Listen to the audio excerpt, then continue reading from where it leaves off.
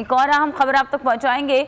वज़ीर आज़म इमरान खान कराची पहुंच गए। फवाद चौधरी भी वज़ीर आज़म के हमरा है।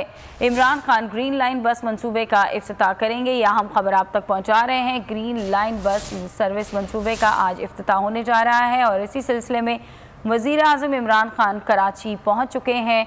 फवाद चौधरी भी वज़ीर आज़म के हमरा हैं और वज़ीर आज़म आज ग्रीन लाइन बस सर्विस का आगाज़ करेंगे। इसका इफ्तिताह होने जा रहा है और इसी सिलसिले में वज़ीर आज़म इमरान खान कराची पहुंच चुके हैं। वज़ीर आज़म इमरान खान ने ग्रीन लाइन बस सर्विस का इफ्तिताह करना है। राव अफनान इस बारे में मज़ीद बताएंगे। जी राव अफनान बताइएगा, वज़ीर आज़म पहुँच चुके हैं, इफ्तिताह कब होगा?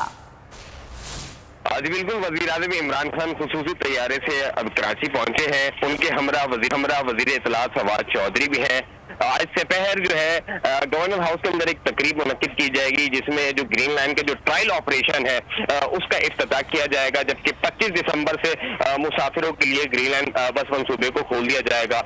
35 अरब रुपए की लागत से ये मंसूबा जो है वो मुकम्मल होने जा रहा है, जबकि इब्तदाई जो तखमीना इसका लगाया गया था वो 16 अरब रुपए लगाया गया था। अब्दुल्ला चौक से ये मंसूब की नुमाइश चौरंगी जो है इसका आखिरी स्टॉप होगा। 21 किलोमीटर का ट्रैक जो है उसे फाल किया जा चुका है। 22 स्टेशन फाल है, जबकि 3 मजीद स्टेशन जो है उनकी तामीरात का भी काम होना बाकी है। उसी के साथ साथ इमरान खान जो है कराची के अंदर वफाकी हुकूमत के तहत जो 5 जारी बड़े मंसूबे हैं उन करेंगे। उसी के साथ साथ इत्तेहादी जमातों के वफूद से मुलाकातें करेंगे।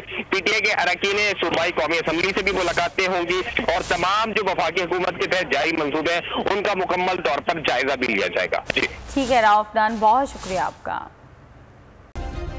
सब्सक्राइब करें और बेल दबाएं ताकि कोई खबर रह न जाए।